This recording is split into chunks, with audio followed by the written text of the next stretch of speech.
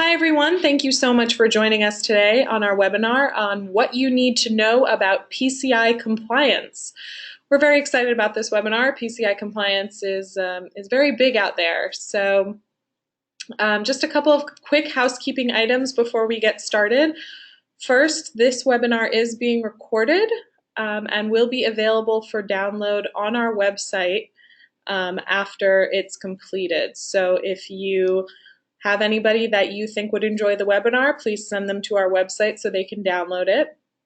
Also, if you have a question during the webinar, please type it into the question box on your GoToWebinar tool, and we will be answering questions at the end of the webinar. So without any further ado, I'm going to turn it over to our presenter today, Robert Smith. Okay, thanks, Robin. My name is Robert Smith. I'm the TruShield's Director of Professional Consulting Services. I've been in information security for over 13 years now. I've largely worked with clients building out and evaluating their security programs, identifying deficiencies they have, making recommendations, how they can improve their risk posture. I oversee, a few teams of information assurance specialists here at TruShield, who, among other things, work with our clients to ensure they continue to meet, their legal and compliance mandates. Specific to the topic, we're going to discuss today, for the past 5 and 6 years, I've helped guide small and large organizations, both as internal assessor as well as through consultant projects, where companies bring in TruShield services for an independent validation of their compliance program. Typically, a common challenge we see new clients facing when they approach us is that their banks have told them that they're processing X number of transactions a year, and they now need to show some sort of evidence that they meet the expectations dictated in the PCI compliance programs. They don't know what the requirements are. They don't know what artifacts are needed to be maintained, or simply they don't even know what the gaps are in their own security program and how that's mapped back to the specific security standard. So this webinar is meant to provide some basic introduction to PCI, the history, the standards. There are more than one. The requirements, and mostly highlighting the expectations placed on merchants. Some risk for non-compliance, and in addition to some challenges with maintaining that compliance. I would ask and recommend that if you have specific questions regarding your own PCI needs, feel free to reach out to me via email or LinkedIn, as shown on the screen. I'd be happy to have a conversation with you about any specific challenges or questions you're facing. So who is TruShield? For those of you that have not attended one of our webinars in the past, we're a cybersecurity company based out of the Washington, D.C. area. We have clients located around the globe. We have 2 primary practice areas: managed security services as well as professional services. With professional services, of which I'm the director of, we have primarily security consulting in the areas of security program development, security governance, and security architecture. We also have professional services teams that specialize on the more technical aspects of things like security testing for penetration testing, vulnerability assessments, enterprise risk assessments. We conduct compromise assessments, where we can go into your environment and look at all the communication that's occurring on your network, monitor event logs, review firewall configurations, and make an assessment whether or not there's any communication occurring with known malicious external entities.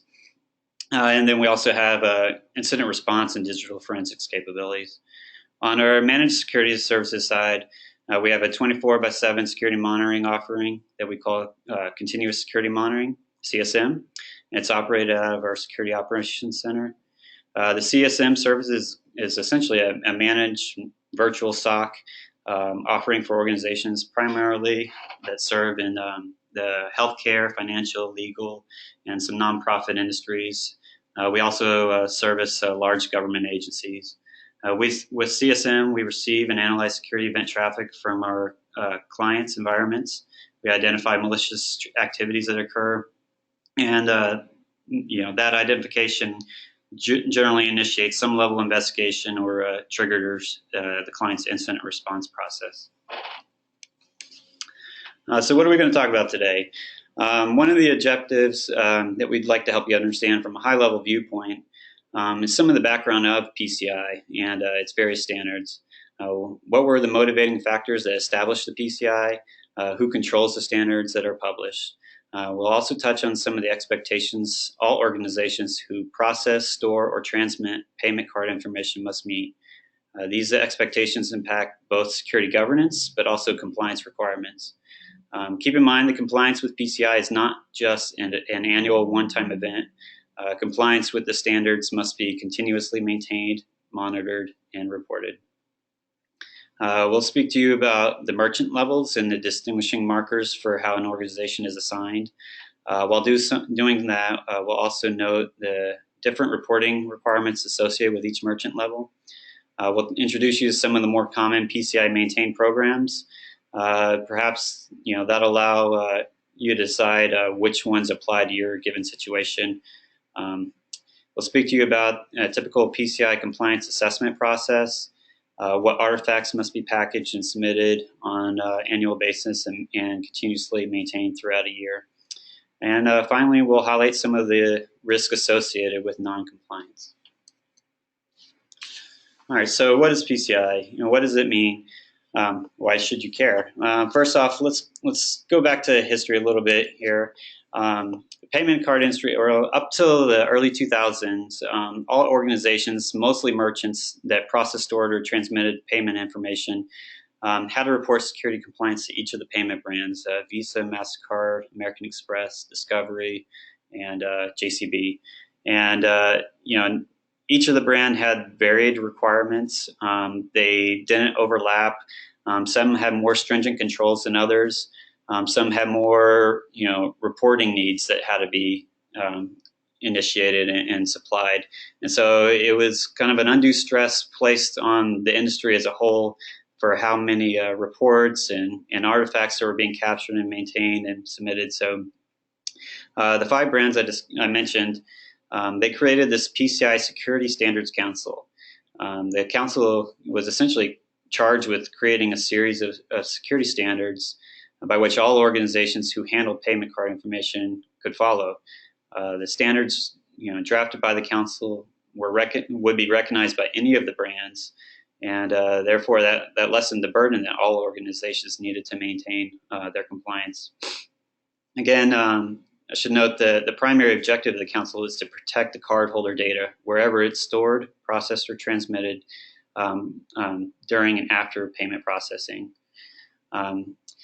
The more commonly known and widely mandated standard is the Data Security Standard, the DSS. The DSS defines security controls that are necessary to be enforced in every cardholder data environment. That's defined as any system, as I mentioned, that stores, processes, or transmits that payment card data. The DSS itself is, a multifaceted security standard. It includes requirements for security management, policies, procedures, network architecture, software design, some security testing, including penetration testing needs, vulnerability assessments that are done on a quarterly basis, both for the inside and outside environments.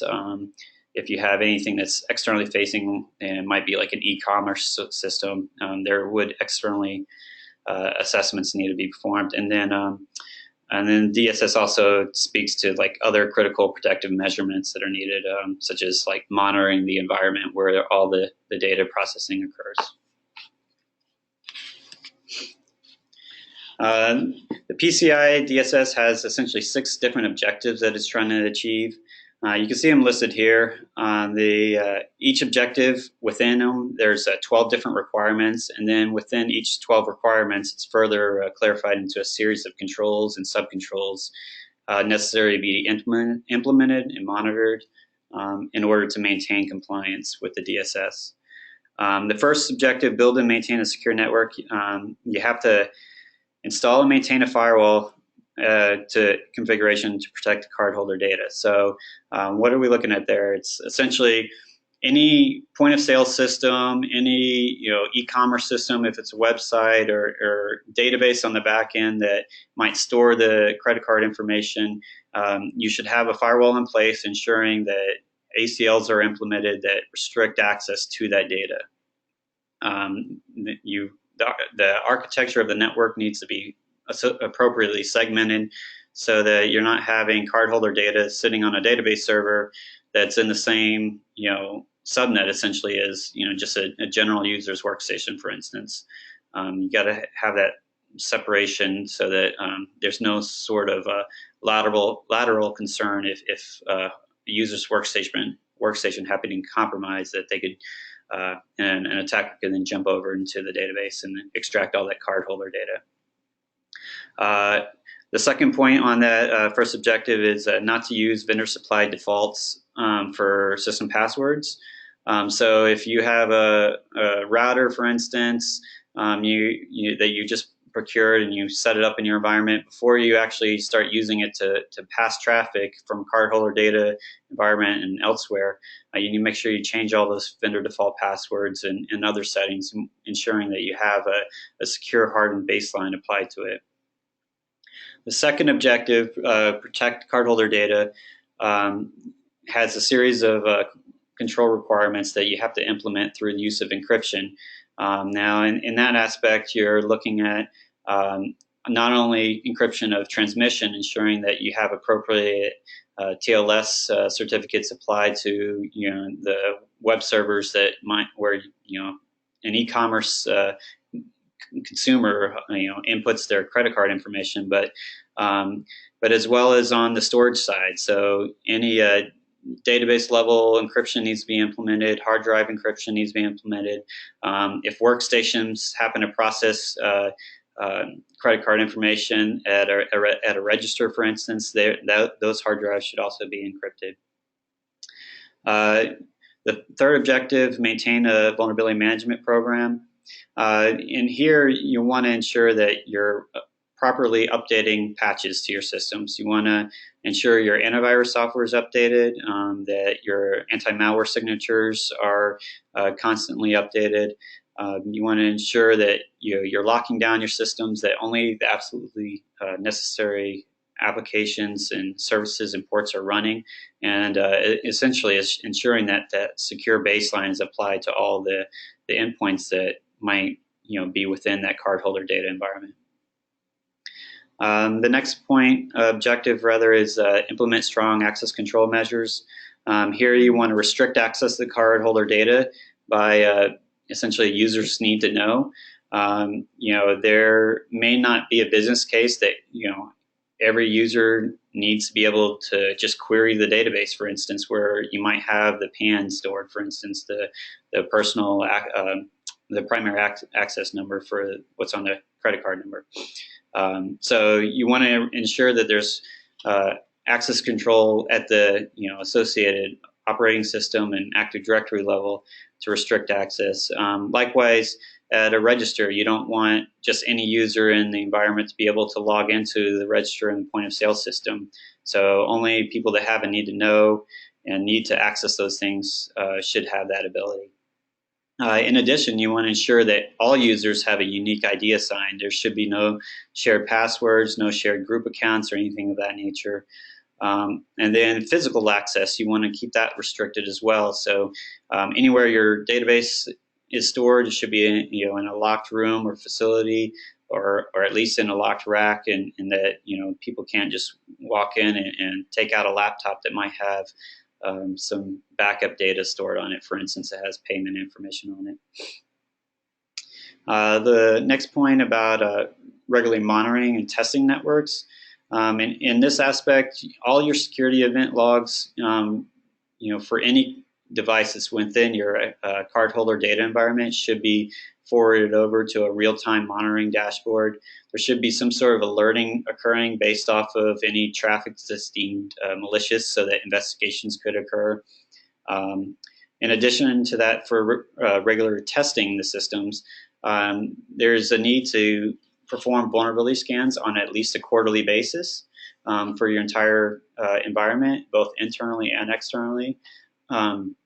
In addition to that, the latest version of the DSS 3.2 now requires penetration testing to be done on a semi-annually basis. So every 6 months there should be a pen test of your CDE, just validating that an outside entity, an attacker, can't just get access to your cardholder data. And then most importantly, that if those types of attacks are successful, that you are also able to monitor for it and catch it and stop it as it occurs. And then the last point, maintain the information security policy. This should be just a standard thing that all security programs have, is the information security policy. But in this particular one, there are specific controls that highlight certain requirements and which policies you must have in place. What's your encryption policy? What's your access control policy? Are users trained on a regular basis, and those sorts of things. We're going to speak into the PCI merchant levels a little bit. Essentially here, typically in your acquirer or your payment brand POC will probably tell you what level you are. But at this point, we're just going to highlight some of the distinguishing markers on how they determine what level you are. So essentially with level 1, there's 4 levels here. They have different classifications. All card accepting merchants, regardless of their channel, whether it's through e-commerce, whether it's through an in-person point of sale system, whether it's over a telephone, they fall into one of these 4 categories. For level 1, these are merchants that process over 6 million transactions annually. It doesn't really matter what the dollar amount is. It's the matter of number of transactions. Associated with each transaction is a record, and the concern there is what those records could indicate, if a compromise occurred and there was a breach. So that's why it's based off the number of transactions and not a dollar amount necessarily. The reporting requirements associated with a level 1 merchant: you must submit an annual report of compliance. It must be drafted by a qualified security assessor or an internal security assessor, and we'll speak to what each of those are in a little bit. You must also produce a quarterly network scan that's done and certified by an approved scan vendor, and again, I'll speak to that in a moment. And then also, you must produce an attestation of compliance form. With that AOC, that's essentially somebody who has security responsibility and compliance, responsibility within your organization, validates and attests that you meet or do not meet, the expectations aligned with the PCI DSS. With level 2. First, on the reporting aspect, it's not all that different, except the mandate on the QSA or ISA is not necessary, but it's still strongly urged. Your payment brand may still dictate that you have one of them perform the self-assessment, but nonetheless, the primary distinction here between level 1 and level 2 is the level 2 merchants process between 1 and 6 million transactions annually, as opposed to over 6 million. With the level 3 merchant, these merchants process between 20,000 and up to 1 million transactions annually. They can perform their annual self-assessment themselves, as long as they have full understanding of the environment. Again, you have to perform the external scans by an ASV. You still have to have quarterly internal scans of your CDE as well. And again, you have to produce that attestation on an annual basis. The level 4 merchants process less than 20,000 e-commerce transactions a year. Here, their self-assessment questionnaire is more of a recommendation. Typically, your bank may not necessarily require it be submitted to them, unless there's an exception. If there's a known breach or compromise of your environment, then they may have you come in and actually have all that documentation in the package put together on a more formal effort. Again, if you are even at a level 4, you still have to perform the quarterly scans, and still have to be able to validate your requirements as set by your acquiring bank. So what are some of the common PCI programs? I mentioned earlier about ISAs. So if your organization is looking to become an internal security assessor sponsor, essentially you're saying that we have staff, or you have staff rather, that you have inside your environment that are security minded, they're independent of your development team, they're independent of your system administrators, they're essentially auditors that you employ, and they meet the qualifications and certification process to become an internal auditor for PCI. They do have to go through annual training, and that's produced by the PCI Council, and but then they can also affirm and understand how your organizations handle payment card information, and attest to that themselves through all the required reporting formats. A QSA, a Qualified Security Assessor, is essentially similar to an ISA, except it's an outsourced party. So it's a third-party vendor. They're not employed by you. You contract with them to come in and do an assessment. You could have them, depending on your agreement, they could do just stepping through the report of compliance and self-assessment questionnaire. But you could also, depending on how the agreement's set up, have them perform the quarterly scans, do the semi-annual penetration testing, any web application testing, and so forth. Related to the QSA, is a step forward, is the payment application QSA, PA QSA. When you have a point of sale system, when you've procured that from a point of sale vendor, typically, they have their own DSS that they have to abide by, ensuring that the payment application itself adheres to its own set of restrictions. And so the PA QSA is a program that the PCI Council established that allows that third-party independent validation of those vendors, and that their point of sale system adheres to the PA DSS. An approved scanning vendor, we mentioned that a few times earlier. These are essentially certified companies that service your organization by performing external scans of your environment. They have a series of plugins and audits checks that they look at any cardholder data environment that's externally facing. It could be a web server, it could be a mail server if you happen to send out emails related that hold cardholder data environment, for information for some reason, and they scan those IPs, they look for vulnerabilities and common weaknesses, and they produce results. And if you have any scan results that do not meet any one of the PCI DSS requirements, they annotate those, and they produce recommendations for you in order to close out those weaknesses. Once you're able to produce a clean scan, then they can certify those results. And the PCI DSS requires that you have quarterly clean scans. So 4 times a year, your external environment must show that it's clean of any weaknesses. The fifth program that PCI Council has that's more commonly known as the PCI Forensics Investigator, PFI. These are the folks that you would call if you have a suspected breach occur. They come in, they do some digital analysis and forensics. They capture if there's a compromise that may have occurred, what data might have been exfiltrated. They try to decipher the scope of a breach and help step you through some of the reporting avenues and requirements that are necessary for each occurrence of compromise. Related to the security assessment process, when you're going through compliance for PCI DSS, there are several steps that have to be maintained and followed. The first thing you're going to try to do is confirm the scope of your environment. This includes both the internal and external cardholder data environment. It's one of the harder activities to complete.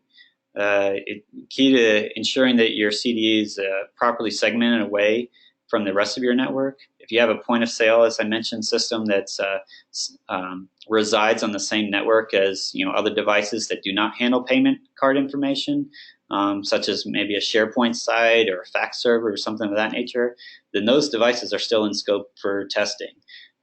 So, the concern there is if one of those devices or applications were compromised, it's with relative ease that an attacker could just do lateral movement over to your CDE and exfiltrate, payment card information from those devices. So in order to reduce the scope of the assessment itself, you want to try to first have that security architecture implemented where your CDE is segregated and away from other devices. The next step is to execute the assessment of the cardholder data environment. Here, the DSS explicitly identifies, which test procedures have to be followed. There's nearly 300 controls in the DSS. As I mentioned earlier, there's a with each 12 requirements, there's various controls and then sub-controls and then sub-controls under those. So there's a large volume of things that need to be documented of whether or not they're satisfied or other than satisfied.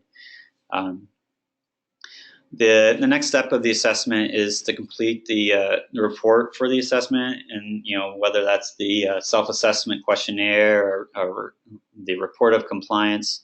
You need to document all the compensating controls you may have. And if any weaknesses are discovered, be prepared to write some sort of plan to resolve those. You also need to, on the next step, is to complete the attestation of compliance.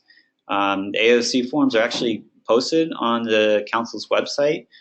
Essentially, as I mentioned before, whoever's in charge of responsibility for compliance of the PCI program within your environment has to attest that you do adhere to all the mandates set forth. Next step is submit the package requirements to your bank or your card brand point of contact. That could be the self-assessment questionnaire or the report on compliance. You'll have to submit the attestation form, any certified ASV scan reports. If you do have those externally facing environments that are scanned, they need to be clean scans, and you have to produce, that you had 4 clean scans throughout the year. And then any other documentation, that's requested. They may ask you for formalized network drawings and maybe even security policies and so forth, showing that you do follow the mandates. And then finally, if you do have any weaknesses that are identified, you have to have a plan in place to perform some remediation to address those requirements that you haven't quite met. Some of the risks of non-compliance, why you can't just ignore this, especially if you've been contacted and told that you have to adhere to it. So primarily monetary, if there's a breach that does occur, you will be responsible. Each payment brand can issue fines to you. They can issue fines for non-compliance, but then in addition to that, if a compromise occurs, they can issue additional fines on a per record basis. So, and they can add up. So if you have Visa and MasterCard and American Express, for instance, all coming at you with different fine, threatening you to fine you for not, having this in place, then, you could lose your opportunity to continue processing cards. There's also the reputation loss, loss of trust with consumers for not adhering to PCI requirements. You'll see typically with external facing e-commerce sites, they may link to their PCI compliance documentation and certification records. There's also the concern about loss of user data, credit card information, and other PII. And then you could potentially lose the ability to process credit cards, which directly impacts your ability to continue to do business. At this point, I think we have a couple of questions that came up that we just want to address. Let's see, the first one, are operating systems that are no longer supported by a vendor, are they non-compliant with the DSS? So the PCI DSS does allow you to run unsupported operating systems, but there's a huge caveat to that. First off, with my security testing background, I would highly encourage you to remove any unsupported software operating systems from your networks. That said, it's entirely plausible that you have some point of sale system software suite that relies on a particular OS that's no longer supported. So in those cases, even though the PCI requires you to keep your systems up to date, you can have some sort of compensating control that's documented in place. An example, if you have a register that's running Windows XP, but it doesn't have any internet access, you have strict and real-time event log monitoring occurring, your anti-malware definitions are up to date, you have a host-based IPS in place, and you've got this documented as such, you could potentially have that approved as a compensating control. Ultimately, it's going to be at the discretion of who your PCI requester is, and so I'd encourage you to discuss that set with that establishment with them. So, see, what are the cost considerations in needing to become PCI compliant? Well, it kind of depends. It varies depending on what your merchant level is. With each merchant level, as we mentioned before, there's different reporting requirements and different expectations established. So that'll impact some of the costs associated with it. Also, the consideration for whether or not you have this done by an internal team or it's outsourced to a consultant, for instance.